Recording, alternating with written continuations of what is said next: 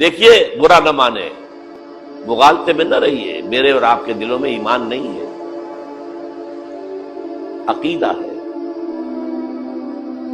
عقیدہ ہے، والدین سے ملا ہے۔ یقین والا ایمان کہاں ہے؟ اپنے گریبان میں جھانکیے، اللہ آپ کو توفیق دے۔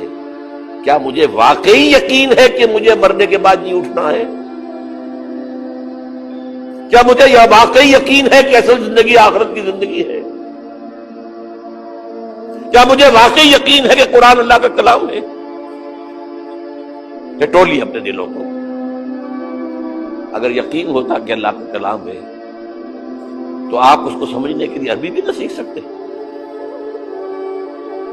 انگریزی آپ پڑھیں، اور پڑھی آپ نے ایسی کہ انگریزوں کو پڑھا دے، کیا بھی کیا، پی ایچ ڈیز کر رہے ہیں، کون کون سے فنون نہیں سیکھے، ڈاکٹر، اتنی عربی نہیں سیکھی۔